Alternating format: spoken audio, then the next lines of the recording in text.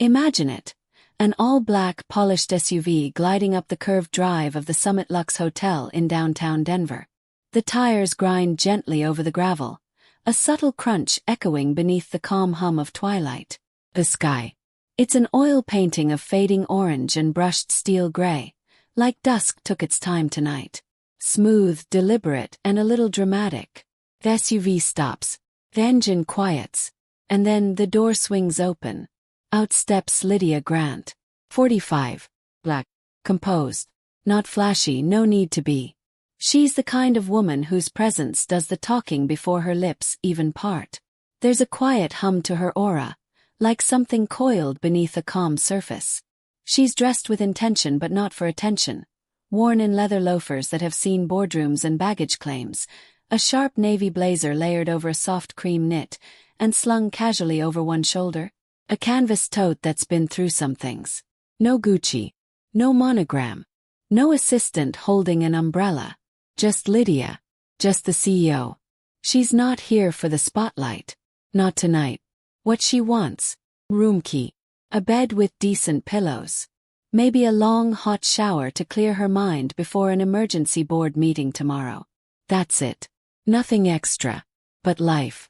Life's never that quiet, is it? Inside the Summit Lux, the lobby gleams. Marble floors so polished they flirt with your reflection. Walls dressed in muted gold that whispers wealth without screaming it. The space buzzes softly.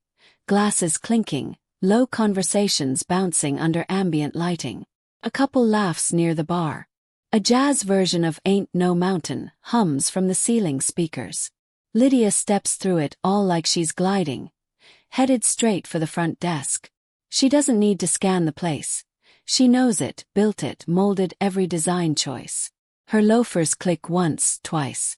Then she stops. Behind the counter is Sophie Carter. 24. New to the game. Hair piled in a chaotic bun. Nail polish chipped from maybe a long week or a nervous habit. She's focused on her screen, typing like it owes her money. She barely glances up. Checking in. Grant. Lydia. Lydia says, calm, her voice warm but certain, like she's not asking, she's stating. Sophie pauses mid-type, eyebrows knitting together. Sorry ma'am. We're fully booked tonight. Confirmed reservations only, she replies, polite but clipped. That tight tone used when you're trying to keep it professional while gently brushing someone off. Lydia. She doesn't even blink. Her smile stays in place. Polite, practiced, steady. There's always a suite held for me, she says, tone smooth like she's ordering a macchiato, not reclaiming space. Sophie's fingers freeze. Her lips twist into a half-smirk. Yeah.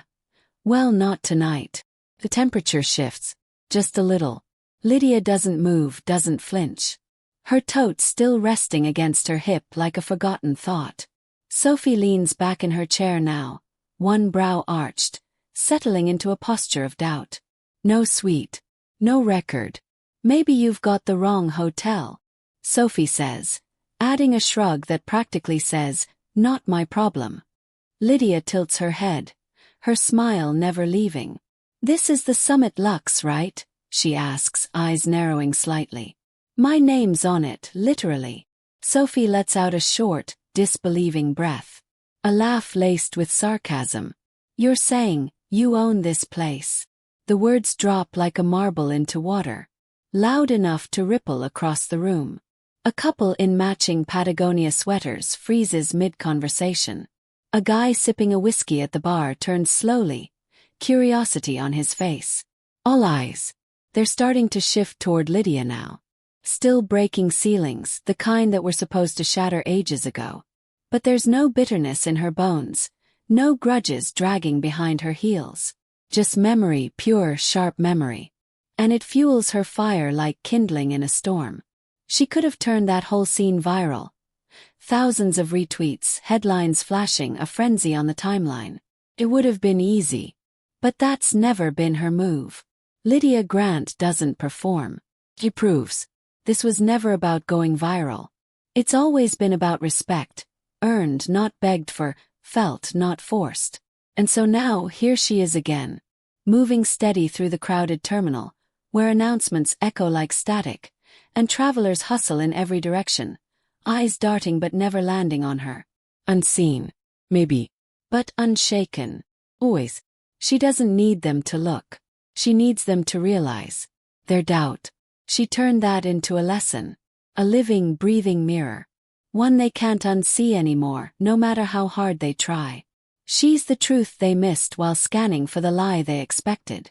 And for anyone who's ever been passed over, anyone who's been misjudged by their accent, their skin, their silence, anyone who's ever heard, "You don't look like," Lydia's already walking the path for you. You don't have to raise your voice to be loud.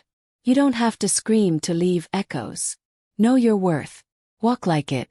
Let them twitch, let them panic, let them shrink into their own assumptions when they realize what they missed. She's far from finished. 15 hotels, done. But there's more coming. More keys. More floors. More rooms built brick by brick with intention. She'll keep showing up. Louder without a sound, bolder without apology. Until the world finally catches up to the truth she's carried since day one. And to every single one of you riding along this journey, thank you. It's your belief, your time, your energy that gives these stories breath. If this one hit close to home, if you've ever stood tall while they tried to shrink you, drop a stand tall in the comments. Smash that like. Hit subscribe. Because there's more real talk coming. More truth. More fire. And Lydia, she's just getting started.